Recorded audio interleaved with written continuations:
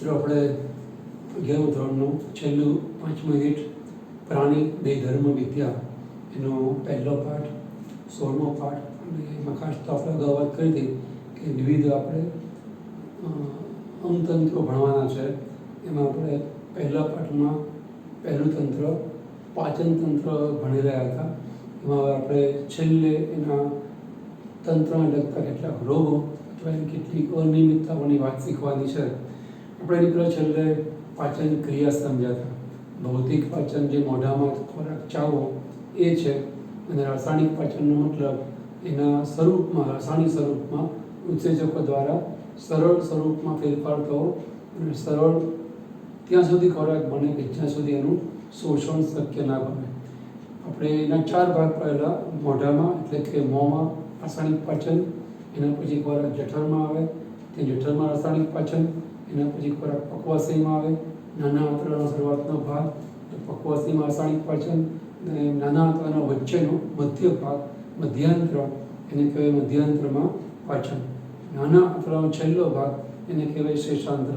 ત્યાં હવે પચેલો ખોરાક છે એનું શોષણ થાય. તો આપણે છેલ્લે શોષણની પણ વાત શીખ્યા કે પાણી છે એ આશ્રિતની ઘટના દ્વારા શોષાય, અમુક ગ્લુકોઝને ફેટી એસિડ સરળ પ્રસરણથી શોષાય, અમુક ફેટી એસિડ ગ્લુકોઝ કે સુક્રોઝ જેવા પદાર્થો સક્રિય વહનથી શોષાય, અમુક પદાર્થો છે એ સાધારણ પ્રસરણથી, સાદા પ્રસરણથી, સક્રિય પ્રસરણથી નહીં, બેની વચ્ચેના પ્રકારના પ્રસરણથી શોષાય, જેને આપણે નામ આપેલું સાનુકૂલિત વહન. બરાબર. ને એમાં જે લિપિડ પચેલી ચરબી છે, લિપિડનું પાચન સ્વરૂપ એને આપણે ફેટી એસિડ કહીએ છીએ, એ લોહીમાં સીધું ભળે નહીં. તો એ પહેલાં નાના કણો ફેરવાય એને આપણે નામ આપેલું મિસેલ્સ, અને પછી એ સાબુના ફીણ જેવા સ્વરૂપમાં ફેરવાય તે નાના સૂક્ષ્મ કણોમાં એને કહેવાય કાયલોમાઇક્રોન. એ હજુ લોહીમાં તો નહીં જ ભળે, એ લસિકા વાહિનીમાં ભળે, અને પછી લસિકા વાહિનીમાંથી પછી રુધિરમાં ભળે. તો આમ પચેલો ખોરાક છે શોષાય, અને પચેલો પણ નહીં શોષાઈ શકેલો ખોરાક અને નહીં પચેલો ખોરાક એ હવે છેલ્લે શેષાંત્ર, એ નાના આંતરડાનો છેલ્લો ભાગ છે, ચાલે મોટા આંતરડામાં. એના 3 ભાગો: સી આકારમાં ગોઠવાયેલું આંતરડું, ઊંધા સી આકારનું, એમાં ઉર્ધ્વગામી આંતરડું, અનુપ્રસ્થ અને અધોગામી આંતરડું. એમાંથી ખોરાક પસાર થાય એટલે મોટાભાગે ક્ષાર પાણી શોષાય, છેવટે મળાશયમાં પણ પાણી ક્ષાર શોષાય, મળ ઘટ્ટ ઘન બને, અર્ધઘન બને, અને પછી મળાશય ભરાય એટલે ચેતાઓ દ્વારા મગજને સંદેશાઓ મળે મળ ત્યાગ કરવા માટેના, અને પ્રાણી એને નિકાલ કરે અને કહેવાય મળોત્સર્જન. આટલું આપણે ગયા વખતે જોયું હતું. એની સમય રૂપે આપણે ટેબલ પણ ગયા વખતે બતાવ્યું તમને ગયા લેક્ચરમાં કે મોઢામાં કોનું શોષણ થાય, તો દવાઓનું થાય, કારણ કે મોઢામાં જે કોઈ ખોરાક પૂરેપૂરો પચ્યો જ ના હોય. અમુક દવાઓ એવી છે જેમ કે હાર્ટ એટેક આવવાથી મોઢામાં મૂકવામાંથી એક ગોળી જેનું નામ છે સોર્બિટ્રેટ, એ તમે અહીંયા જીભ નીચે મૂકો તરત એ લોહીમાં શોષાઈને આપણને એની અસર થાય, રાહત મળે. અમુક એ જેમ કે પાણી, આલ્કોહોલ અને અમુક શર્કરા એટલે કે સેકરાઇડ કાર્બોહાઈડ્રેટ એ જઠરમાં શોષાય છે, પાણી, આલ્કોહોલ અને અમુક શર્કરા. અને નાના આંતરડા મોટા ભાગે જે બચેલા ઘટકો હોય, ફેટી એસિડ, એમિનો એસિડ, પછી મોનોસેકેરાઇડ, એ બધા નાના આંતરડામાં શોષાય. મોટા આંતરડામાં કેટલી દવા, પાણી અને ક્ષાર શોષાય. અને જ્યારે છેલ્લે મળાશય છે એમાં ખાલી મોટા ભાગે પાણી છે અને થોડું ક્ષારનું પ્રમાણ શોષાય, અને છેવટે અર્ધઘન બનેલા મળ કહીએ છીએ, મળ સર્જનથી એનો નિકાલ થાય. તો આટલું ટેબલ પણ સમય રૂપે જોયેલું. એની અંદર એક નાનો એવો ફકરો આપણને આપેલો છે, બાકી રાખેલો, એ અહીંયા જોઈ લઈએ આપણે, કારણ કે આપણે જે કંઈ શીખીએ એમાં એ ફકરાનું વચમાં કંઈ કામ નહોતું, એટલે આપણે એમને વચમાં આપે છે, આપણે હવે સમજીએ છીએ. તો ટૂંકમાં પાચન તંત્ર આપણે લગભગ સમજ્યા 3 દૃષ્ટિકોણથી: બાહ્ય રચના, અંતસ્થ રચના અને પાચન ક્રિયા. હવે આ એક નાનો એવો મુદ્દો બાકી જોઈ લઈએ, પછી જે મેં તમે કહ્યું દરેક તંત્રમાં જે તે તંત્રને લગતા કેટલાક રોગો, એ તંત્રમાં સર્જાતી કેટલીક રોગગ્રસ્ત પરિસ્થિતિઓ આપણને આપી છે. અહીંયા આપણને આવા 6 મુદ્દા આપ્યા છે, 6 અલગ અલગ રોગો અથવા તો એને કહેવાય પાચન તંત્રની અનિયમિતતાઓ, એની ટૂંકમાં વાત સમજાવી છે, એ પણ સમજે. તો એ છેલ્લો મુદ્દો પાઠમાં, ત્યાં આપણો પાઠ છે એ પતશે. તો આપણે એક મુદ્દો બાકી રાખીને વાત કરીએ તો એ છે કેલરી મૂલ્ય અને દેહધારિત મૂલ્ય. કેલરી અને દેહધારિત મૂલ્ય એટલે શું? એ એ તમને સમજાય એટલે પહેલાં આપણે અર્થ સમજીએ, એના પછી એ આપણને કેમ આપ્યું છે પાચનતંત્રમાં એ કેલરી દેદારી મૂલ્યનો અર્થ શું, અહીંયા આપણે શું કરીને યાદ કરવું જોઈએ એ સમજીએ, એનું કનેક્શન સમજીએ. આપણે પહેલાં આપણે એ શબ્દનો અર્થ સમજીએ. એક કેલરી એટલે કેટલી ઉર્જા, કેટલી શક્તિ, એ શક્તિના માપ છે. તો અહીંયા આપણને એની આદર્શ વ્યાખ્યા આપી છે કે 1 ગ્રામ પાણીનું તાપમાન 1 ડિગ્રી સેલ્સિયસ વધારવા માટે જરૂરી ઉષ્માને અથવા જરૂરી ઉર્જાને કહેવાય કેલરી મૂલ્ય, અથવા તો કેલરી મૂલ્ય સોરી, અથવા એને કિલો કેલરી પણ કહેવાય. આ માપ છે એ ઘણું નાનું છે એટલે આપણે એને કિલો કેલરીમાં માપીએ છીએ. કિલો કેલરી એટલે આ રીતે કે સી, કેલરી એટલે CAL, એનો કેલરીનો સ્પેલિંગ 3 અક્ષર પહેલાં આપણે એને ટૂંકમાં કેલ લખીએ છીએ કેલરીને. કિલો કેલરી મતલબ 1000 કેલરી બરાબર 1 કિલો કેલરી. તમને ખબર કિલો એટલે 1000, 1000 ગ્રામ બરાબર 1 કિલોગ્રામ, તમને ખ્યાલ છે. તો 1000 કેલરી બરાબર 1 કિલો કેલરી. ઘણી વાર આપણે એને કિલો કેલરીમાં ઉપયોગમાં લઈએ છીએ. અહીંયા આપણે 1000 ગ્રામ કરી નાખવાનું. 1000 ગ્રામ મતલબ 1 કિલો પાણીને આપી ગરમ 1 ડિગ્રી સેલ્સિયસ તાપમાન વધારવા માટે આપવી પડતી ઉર્જાને 1 કિલો કેલરી.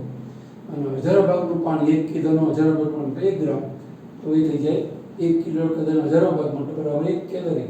તમને સમજાયું છે કે ઘણીવાર 1 ગ્રામ પાણીનું તાપમાન 1 ડિગ્રી વધારવા જરૂરી ઉર્જાને 1 કેલરી કહેવાય. એના બદલે 1000 ગ્રામ પાણીનું તાપમાન 1 ડિગ્રી વધારવા માટે 1 ડિગ્રી સેલ્સિયસ વધારવા માટે આપવી પડતી ઉષ્મા ઉર્જાને કહેવાય 1 કિલો કેલરી. તમને ખ્યાલ આવ્યો છે? એને કહેવાય કેલરી મૂલ્ય. એ સિવાય એનો બીજો એક અર્થ આવો પણ કરવામાં આવે છે કે જે પોષક પદાર્થ, જે મોટા ભાગે ગ્લુકોઝ, એને આપણે એક બોમ્બ કેલરી મીટર, એક સાધન આવે છે, એટલે કે ઓક્સિજન યુક્ત બંધ પાત્ર, એવું તમે માનો એક એવું બંધ પાત્ર, હવાચુસ્ત પાત્ર, જેમાંથી બહાર હવા જાય એની અંદરથી બહાર ક્યાં આવેલી એવું એર ટાઈટ કન્ટેનર પાત્ર, જેમાં ઓક્સિજન પૂરો પાડવામાં આવે. તો એ ઓક્સિજનની હાજરીમાં 1 ગ્રામ ગ્લુકોઝનું દહન થઈ જે ઉષ્મા ઉર્જા ઉત્પન્ન થાય એને કહેવાય 1 કિલો કેલરી. એનું કેલરી મૂલ્ય કહેવાય, એનું સાચું મૂલ્ય કહેવાય કે 1 ગ્રામ ગ્લુકોઝમાં જેટલી ઉષ્મા ઉર્જા ઉત્પન્ન થાય એ બોમ્બ કેલરી મીટર નામના સાધનમાં, જે એરટાઇટ પાત્ર છે, હવાચુસ્ત પાત્ર છે અને ઓક્સિજનયુક્ત પાત્ર છે, એટલે કે એમાં જે પદાર્થનું દહન થાય ઓક્સિજનની હાજરીમાં જ થાય, તો એની અંદર જેટલી ઉર્જા ઉત્પન્ન થાય 1 ગ્રામ ગ્લુકોઝની એટલી ઉર્જા કહેવાય. એ જેટલી પણ ઉર્જા ઉત્પન્ન થાય એને 1 ગ્રામ ગ્લુકોઝની ઉષ્મા ઉર્જા અથવા 1 ગ્રામ ગ્લુકોઝનું કેલરી મૂલ્ય આપણે કહીએ છીએ. અહીંયા આપણને આપેલું છે કાર્બોહાઈડ્રેટ તરીકે મોટા ભાગે ગ્લુકોઝનું કેલરી મૂલ્ય એ 4.1 કિલો કેલરી છે. એ જગ્યાએ પ્રોટીનનું દહન કરો તો એમાં થોડી વધારે એનર્જી હોય, 5.65 કિલો કેલરી હોય. અને 1 ગ્રામ લિપિડ દહન કરો, આ બધું પ્રતિ ગ્રામે છે, આ બધું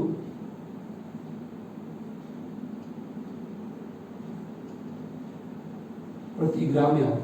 1 ગ્રામ લિપિડ દહન કરો તો લગભગ કાર્બોહાઈડ્રેટ્સ કરતાં બમણી એનર્જી મળે. અને બમણા કરતાં થોડી ઓછી. લિપિડમાં હાઈએસ્ટ એનર્જી, તો આપણને ખબર જ છે, આપણે જાણીએ છીએ કે રોટલી ખાઈએ એના કરતાં એની ઉપર જે ઘી લગાવેલ, ઘીમાં તાકાત વધારે હોય. ઘી એટલે લિપિડ કે ચરબી, અને કાર્બોહાઈડ્રેટ રોટલી, ભાખરી, બાજરાનો રોટલો, ઘઉંનો, ઝાડનો રોટલો, રોટલી, તો એ કાર્બોહાઈડ્રેટ એના કરતાં આમાં તાકાત કે એનર્જી વધારે. આપણને ખ્યાલ આવે એવું જ છે, ચડતા ક્રમમાં આપણે ગોઠવેલું છે. દરેકનું કેલરી મૂલ્ય મતલબ એકચ્યુઅલી એ આઈડિયલ વેલ્યુ કહેવાય, આદર્શ આંકડો કહેવાય, આદર્શ માપ કહેવાય, તો એને કહેવાય કેલરી મૂલ્ય. અને દ્વિધાર્મિક મૂલ્ય એટલે શું? તો 1 ગ્રામ ખોરાકના દહનથી પ્રાપ્ત થતી ઉર્જા આપણા શરીરમાં, 1 ગ્રામ ખોરાકના, અહીંયા આપણે લખવાનું શરીરમાં, મશીનમાં નહીં, શરીરમાં દહનથી પ્રાપ્ત થતી ઉર્જા. તો આપણને ખ્યાલ છે કે જ્યારે આપણે ગ્લુકોઝનું શરીરમાં દહન કરીએ છીએ ત્યારે આપણે જે ઉર્જા ઉત્પન્ન થાય છે એ 100% ઉર્જાનો ઉપયોગ કરી શકતા નથી. 45% આપણે ઉપયોગ કરીએ છીએ એટલે એમાં 55% એનર્જી ઉચ્છ્વાસમાં એ ઉર્જા રૂપે, ઉષ્મા ઉર્જા રૂપે વેડફાઈ જાય છે. એટલે આપણી જે એનર્જી એફિશિયન્સી છે, ઉર્જા કાર્યક્ષમતા છે, એ 45% છે. એના મતલબ 1 ગ્રામ ગ્લુકોઝમાંથી, એટલે અહીંયા લખ્યું 4.1 કિલો કેલરી ઉર્જા ઉત્પન્ન થાય, વાસ્તવિકતામાં આપણા શરીરમાં 4 કિલો કેલરીનો ઉપયોગ કરે છે. આમ ભલે આપણે 45%, અહીંયા આપણને લગભગ 4.1ની સામે 4 કિલો કેલરી વેલ્યુ આપી એટલી ઉર્જા છે ઉત્પન્ન થાય. પછી એનો વપરાશ કેટલો કરી શકે તો પછીની વસ્તુ છે, બરાબર. એ પછી 45% વપરાશ નીકળી જાય. પણ તોય અહીંયા જે ધાર્મિક મૂલ્ય એનું ઓછું છે એનું કારણ કે આપણા શરીરમાં એવી આદર્શ સ્થિતિ ના હોય જેવી આદર્શ સ્થિતિ આપણે આર્ટિફિશિયલી મશીનમાં ઉત્પન્ન કરી શકીએ. એટલે શરીરની અંદર એનું આદર્શ દહન ના થાય એટલા માટે જે ઉર્જા ઉત્પન્ન થાય એ ઓછી ઉત્પન્ન થાય. પ્રોટીન લિપિડમાં આપણને આપ્યું છે કે પ્રોટીનનું દહન થાય આઈડિયલી મશીનની અંદર તો 1 ગ્રામ પ્રોટીને 5.65 કિલો કેલરી એનર્જી ઉત્પન્ન થાય, ત્યારે શરીરની અંદર 4 કિલો કેલરી ઉત્પન્ન થાય. પ્રોટીનનું દહન જેના કરતાં ઓછું કાર્યક્ષમ છે, ખાલી 0.1 કિલો કેલરી એનર્જી ઓછી ઉત્પન્ન થાય છે. જ્યારે પ્રોટીનનું જે દહન કરવું એ થોડું ખર્ચાળ છે. અહીંયા આપણને 1.65 કિલો કેલરી ઓછી મળે છે શરીરની અંદર વાસ્તવિકતામાં. આ આદર્શ છે આઈડિયલ મશીનમાં. અને લિપિડમાં સમજાયું છે એમાં આપણને 0.45 કિલો કેલરી એ એનર્જી ઓછી મળે. 9.45 જગ્યાએ 9 કિલો કેલરી એનર્જી આપણે 1 ગ્રામ લિપિડ દહનથી મળે. એટલે તમે જો અહીંયા 0.1 છે, આની એફિશિયન્સી વધારે કહેવાય. આમાં 0.45 ઓછી મળે, અને 1.65 ઓછી મળે. તમે ક્રમ કરો ને એફિશિયન્સીનો ક્રમ, એની કાર્યક્ષમતાનો ક્રમ, તો પહેલાં પછી આ પછી આ કાર્બોહાઈડ્રેટ, લિપિડ ને પ્રોટીન. પણ એનર્જી આપણને જે મળે છે એ અર્થમાં જોઈએ તો આ ક્રમ. અહીંયા નિર્ધારિત મૂલ્યમાં આમ કે આમ લોકો ફેર નહીં પડે. આમાં એને વધારે એટલે આ ગમે તે ક્રમમાં લખો, અહીંયા આ જ ક્રમમાં લખાય. આઈડિયલી મશીનમાં દહન થતા 1 ગ્રામે કાર્બોહાઈડ્રેટ, પ્રોટીન અને લિપિડ આપણને આ ક્રમમાં આપે એનર્જી, બરાબર. તમને સમજાયું અહીંયા.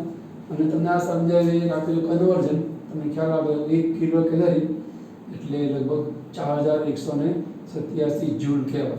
અને 1000 ભાગો તો 4.187 કિલો જૂલ. અને કેજે કે જાણે કિલો કેલરી કે કેલ કહેવાય અને કેજે કહેવાય કિલો જૂલ. આપણે અહીંયા 1000 ભાગ્યું નથી, આખો આપણે 4187 જૂલ જે વડે બતાવે. તમને કેલરી, કિલો કેલરી, જૂલનો સંબંધ ખ્યાલ આવે એટલે જાણવા માટે આપણે કદાચ તમારા ફિઝિક્સ કેમિસ્ટ્રીમાં આવતું હશે, તમને ખ્યાલ હશે જાણવા માટે. તો થોડીક એક આ વાત રહી ગઈ હતી એ આપણે અહીંયા કરી.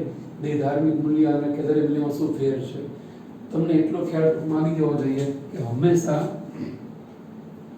કેલરી મૂલ્ય છે ને કોઈ પણ પદાર્થનું વધારે હોય. કેલરી મૂલ્ય ઇઝ ઓલવેઝ ગ્રેટર ધેન બે ધાર્મિક મૂલ્ય.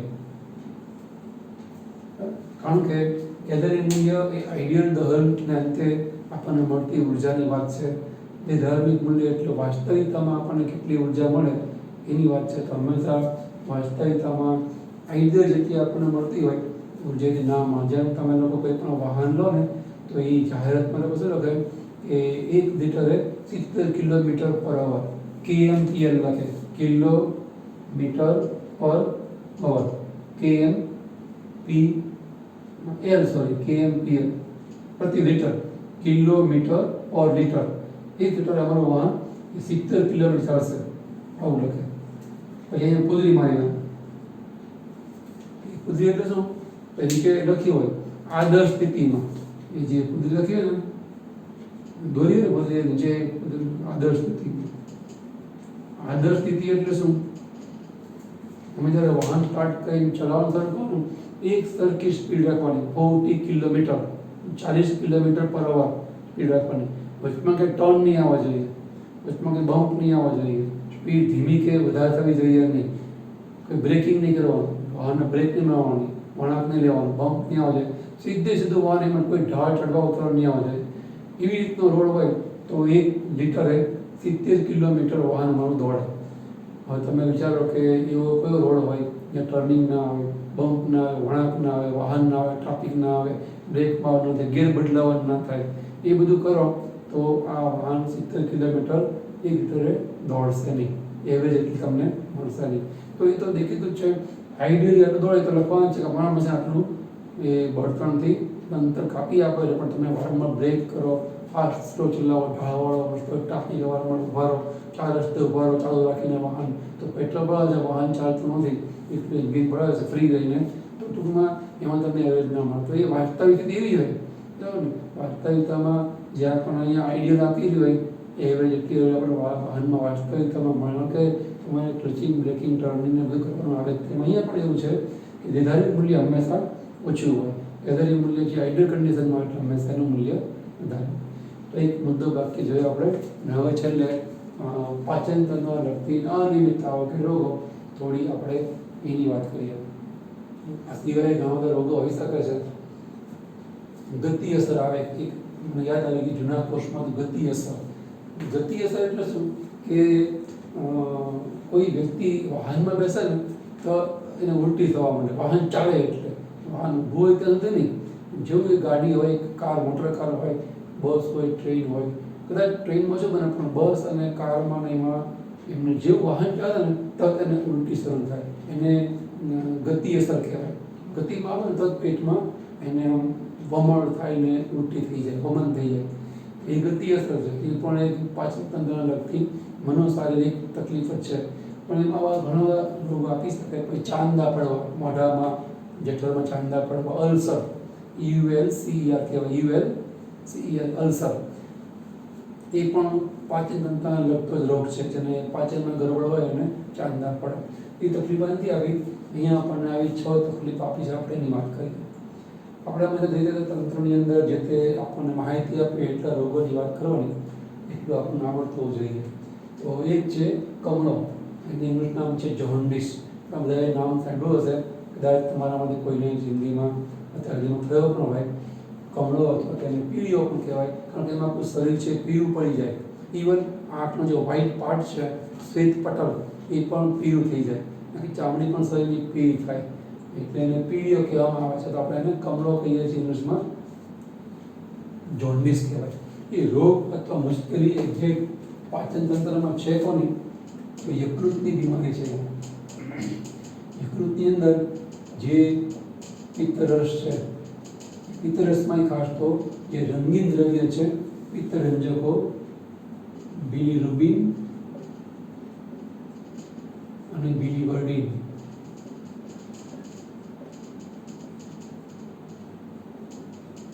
આ પિત્તરંજકો છે.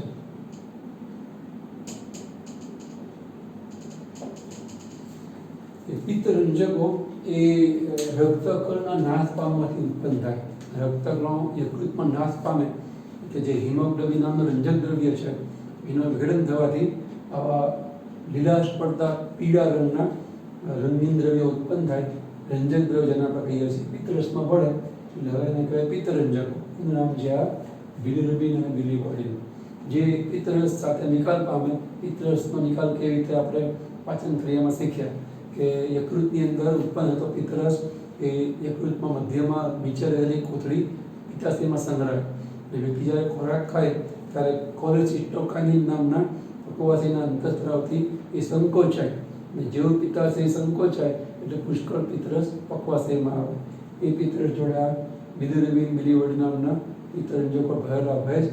અને એટલે જ આપણો મળ એ હંમેશા લીલાશ પડતો પીળો હોય. તમે ગમે તેવું ખાઓ દુનિયામાં કોઈ પણ માણસનું મળ લગભગ પાને લેવાથી એ રંગમાં ઉત્પન્નનું કારણ એ પિત્તરસમાં રહેલા રંગીન દ્રવ્યને કારણે. તો આ જે લીલાશ પડતો પીળો એ નકામો કચરો જ છે. આમ તો ઉત્સર્ગ દ્રવ્ય જ છે પિત્તરંજકો. એ ખરેખર મળ સાથે નિકાલ પામી જવું જોઈએ. પણ જ્યારે એમાં કોઈ ખામી સર્જાય ત્યારે આ પિત્તરસ એ પાચન માર્ગમાં ઠલવવાના બદલે લોહીમાં એબ્સોર્બ થાય અને એના કારણે લોહી છે પીળું બને. લોહી પીળું બને એટલે આપણે આપણું શરીર છે આપણને પીળું લાગે. આપણને જે હથેળીમાં જે ગુલાબી પણ લાગે છે, હોઠમાં ગુલાબી પણ લાગે છે, એ આંખમાં જે લાલાશ લાગે છે રેખા બધી, એ લાલ લોહીના કારણે છે. પણ લોહીમાં જરા પીળું દ્રવ્ય વધતું જ જાય, પિત્તરસ લોહીમાં ભળતો જાય. એ ખરેખર ભળવો જોઈએ મળની અંદર. એના બદલે મળમાં નહીં જાય, લોહીમાં શોષાય એટલે આપણું શરીર આપણને પીળું દેખાય. અને આપણે તો સમજ્યા છીએ કે રુધિરનો એવો સ્વભાવ છે કે જે વસ્તુ વધારે હોય લોહી તરત જ્યારે મૂત્રપિંડમાંથી પસાર થાય ને એ વધારાની બધી વસ્તુ બહાર કાઢી નાખે. મૂત્ર દ્વારા શરીરમાંથી નિકાલ કરી નાખે છે. આપણે ડાયાબિટીસમાં સમજાવાઈએ કે જે વ્યક્તિના શરીરમાં ગ્લુકોઝ છે એ વધી જાય તો એ વધારાનો ગ્લુકોઝ જ્યારે લોહી મૂત્રપિંડમાંથી પસાર થાય ત્યારે મૂત્ર જોડે યુરિયા જોડે વધારાનો ગ્લુકોઝ પણ કાઢી નાખે. એટલે ડાયાબિટીસ વ્યક્તિના મૂત્રમાં ગ્લુકોઝ છે વધારે માત્રામાં હોય એટલે આપણે મધુ પ્રમેહ અથવા તો મીઠી પેશાબનો રોગ કહીએ છીએ. લોહીનો આવો સ્વભાવ જે વસ્તુ વધારે હોય એને એ મૂત્ર સર્જન વખતે મૂત્રપિંડમાં નિકાલ કરે, શક્ય હોય તો નિકાલ કરી નાખે. તો અહીંયા પણ એવું જ થાય, જેને શરીરમાં યકૃત બીમાર પડે અને એનો પિત્તરસ છે મળમાં પાચન ન ઉઠાવી શકે નહીં, લોહીમાં શોષાવા માંડે તો લોહી વધારાનો જે આ રંજક દ્રવ્ય પીળો ભાગ છે નકામો એ મૂત્ર જોડે જવા દે. એટલે એ વ્યક્તિ જેને કમળો થયો છે એનું મૂત્ર હળદર જેવું પીળું નિકાલ પામે, કારણ કે એમાં અતિશય રંજક દ્રવ્યો બિલિરુબિન બિલિરુબિન પુષ્કળ હોય, એના કારણે એકદમ ઘાટું પીળું મૂત્ર નિકાલ પામે. અને મળ છે ને એ લગભગ રંગવિહીન નિકાલ પામે, કારણ કે મળ છે એમાં પિત્તરસ હોય જ નહીં તો લોહીમાં ભળાય છે, એટલે રંગવિહીન મળ, લગભગ રંગવિહીન મળ અને પેશાબ છે એકદમ પીળો થાય અને એ પીળાશ રંજક દ્રવ્યો એ શરીરમાં ફેલાયેલા હોય, શરીર પણ પીળું થાય. ટૂંકમાં ચયાપચયની ખામી સર્જાય. આપણે પિત્તરસનું કામ જોયું છે, ચરબીના પાચનમાં અગત્યનો ભાગ ભજવે છે અને ચરબીના પચ્યા પછી શોષણમાં અગત્યનો ભાગ ભજવે છે, જેને આપણે અનુક્રમે કહીએ છીએ તૈલાદીકરણ અને સાબુકરણ. હવે તો પાચન ભાગમાં આવતો નથી પિત્તર, લોહીમાં પડીને મૂત્ર દ્વારા નિકાલ પામે છે. આવી વ્યક્તિ હોય ને એ ચરબીવાળો ખોરાક ખાઈ શકે નહીં, એને કમળો થાય, કારણ કે આ શરીરમાં એનું પાચન કરવા માટેના પિત્તરસ છે એ પાચન ભાગમાં આવતા જ નથી. એ વ્યક્તિને જેમાં બિલકુલ ચરબી ન હોય ને એવો ખોરાક ખાવાનો, કાકરા છે, શેરડીનો રસ છે, દાળિયા છે એવું ખાવાનું. અને એ પાછું 1-2 દિવસની લાંબો સમય મહિનો કે એની ઉપર ખાય એવું ને એવું, માણસ કંટાળી જેવું ખાઈને ઘી તેલ ખાવા ટેવાયેલા હોય ને મહિનો બિલકુલ ઘી તેલ ના મળે, પણ ઘી તેલ ખાય તો શરીર ઓર તકલીફમાં મુકાય, કારણ કે એ પછી એ પિત્તરસ શરીરમાં છે જ નહીં. તો એ મુશ્કેલી કહેવાય પીળીઓ જોન્ડિસ અથવા તો કમળો. એના પછી આ તો મોસ્ટ કોમન પ્રોબ્લેમ છે પાચન તંત્રનો, ડાયજેસ્ટિવ સિસ્ટમનો, વોમિટ થવી, ઉલટી થવી. જ્યારે ખોરાક એકદમ જેને કહેવાય કે ખાધા પછી એમાં કોઈ પોઈઝન બનવાનું હોય, વિષ બની જાય, ફૂડ પોઈઝનિંગ જેવું કહેવાય, એને કારણે શરીર છે તો કોઈ એવી પ્રકારની મનોશારીરિક ક્રિયાની પણ એ ઉલટી અસર છે, એક એવું દ્રશ્ય કોઈ જોવાઈ જાય એના કારણે પણ વ્યક્તિને સૂપ અથવા ચિત્તની જોડે અને ઉલટી થઈ જાય. તો પાચન માર્ગમાં એ પ્રકારનું રિવર્સ સંકોચન વિસ્તરણ થાય ફૂડ પોઈઝનના કારણે, બીજા કોઈ પ્રોબ્લેમને કારણે જઠરમાં સોજો આવે તો એ બધું બહાર આવે, એને આપણે કહીએ છીએ જઠરનો ખોરાક છે એ મુખ દ્વારા બહાર આવો. જઠરમાંથી એકવાર પક્વતામાં જાય પછી બહાર નહીં આવે. મોટા ભાગે જઠરમાં ખોરાક જાય વાળા વ્યક્તિને ઉલટી છે થતી હોય છે. પછી ત્રીજો એક પ્રોબ્લેમ છે ડાયરિયા, એટલે કે ઝાડા થવા. આપણા જે મોટા આંતરડામાં આપણે કીધેલું હમણાં જ કામ યાદ કર્યું ગયા લેક્ચરમાં જણતા આપણે પ્રમાણે એક ક્ષાર પાણી શોષે છે, કારણ કે ત્યાં મળ પ્રવાહી છે. હજુ નાના આંતરડામાંથી છેલ્લે સેન્દ્રમાંથી બધું પર આલ્કલીય પ્રવાહી ખોરાક એ મોટા આંતરડામાં આવે ત્યાં ખરેખર ક્ષાર પાણીને બીજા કેટલાક દ્રવ્યો શોષાવાના હોય. અમુક દવાઓનું પ્રમાણ પણ ત્યાં શોષાય, હાઇડ્રોજન આયન કે અમુક એન્ટીબાયોટિકની દવાઓ પણ ત્યાં શોષાય. અને એને કારણે હવે મળાશયમાં આવતા જેમાં મળ ઘણો બધો ઘટ્ટ થાય અને મળાશયમાં ક્ષાર પાણી ઓર શોષાય એટલે અર્ધઘન પેસ્ટ જેવું મળ થઈ જાય, જેનો આપણે નિકાલ કરીએ છીએ. પણ જે વ્યક્તિના શરીરમાં ઝાડા થયા હોય એમાં એક ક્ષાર પાણી શોષવાનું કામ પૂરતું ના થાય અને ક્ષાર પાણી શોષાયા વગરનો પ્રવાહી મળ નિકાલ પામે.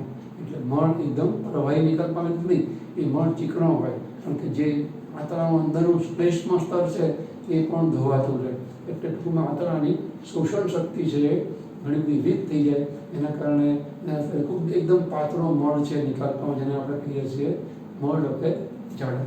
મળ થયા ફેરે કે પેટમાં ચૂક આવે, પુષ્કળ લેટ્રિન કે સંડાસ જવાની એને એકદમ અદમ્ય ઈચ્છા થાય, તીવ્ર સંડાસ લાગે પણ સંડાસ જાય, થોડુંક જ સંડાસ થાય પણ પાતળું અને ચિકાસયુક્ત એ મળ કહેવાય. જે મોટા ભાગે કોલેરા મળ રોગ, પાણીજન્ય રોગ છે, અમીબા જેવા અજીવને કારણે થાય, આપણે ઇન્ટેલિબા કહીએ છીએ, બરાબર. તો એ આ ઝાડાની મુશ્કેલી, આ પાચન તંત્રની એક ઓર મુશ્કેલી. એ સિવાય કબજિયાત.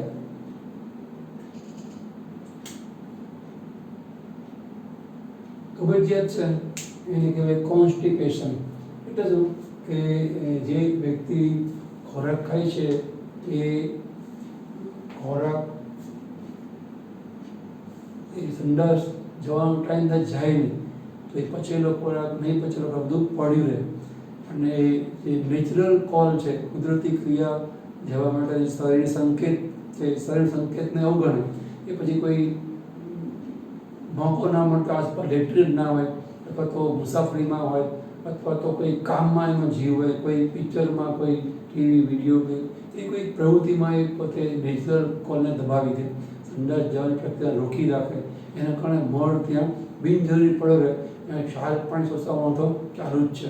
જે ખરેખર નિકાલ પામી જવો જોઈએ મળ ત્યાં પડ્યો રહે છે, ક્ષાર પાણી શોષાવા હવે ના જોઈએ, અર્ધઘંટમાં નિકાલ પામી જવો જોઈએ, એના બદલે લાંબો સમય બિનજરૂરી પડ્યો રહે પાચન માર્ગમાં ખોરાક એટલે ક્ષાર પાણી શોષાય મળ એકદમ કઠણ થઈ જાય અને એ મળને પછી પાસ કરવામાં ખૂબ જ તાકાત પડે અને એ મળમાં છોડાય, લોહી પણ પડે, જે ઘણા બધા પ્રશ્નો એવા થાય જેના પર ફિશર્સ અથવા ભગતદર કહીએ, મસ્તા કહીએ એવું થાય.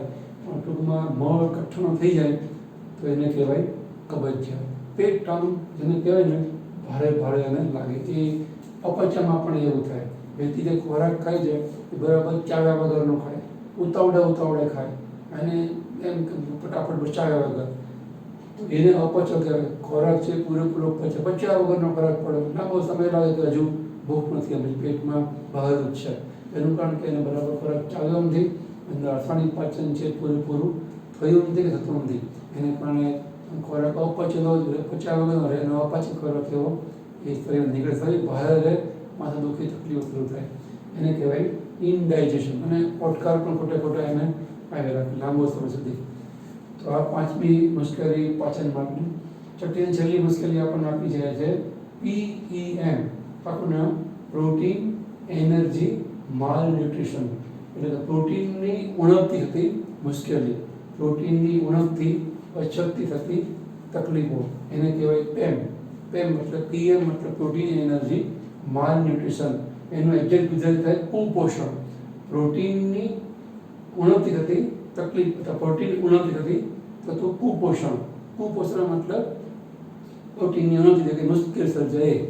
તો એમાં આપણને બે વસ્તુ આપી છે, એક તો મેરાસ્મસ અને બીજું કોશિયકોર. બે પ્રોટીન એનર્જી માલ ન્યુટ્રિશન છે, પ્રોટીનના અભાવ થતા બે કુપોષણની રોગો મુશ્કેલીઓના નામ છે, મેરાસ્મસ અને કોશિયકોર. પાઠ્યપુસ્તક બંને અલગ અલગ રીતે આપણને આપેલું છે. અહીંયા તમને કમ્પેરિઝન આપ્યું છે. આપણે વાત કરી સ્વતંત્ર પણ તમને હવે કમ્પેરિઝન ફાવે કે મેરાસ્મસ અને કોશિયકોરમાં શું ફેર છે, તમને પોઈન્ટ વાઇઝ સામે લખી આપી છે. આપણે સ્વતંત્ર શીખીએ છીએ. સૌથી પહેલાં વાત કરીએ મેરાસ્મસ નામની પ્રોટીન એનર્જી કુપોષણની. એની અંદર એવું આપણને આપ્યું છે, મોટાભાગે 1 વર્ષથી નાના શિશુમાં થાય.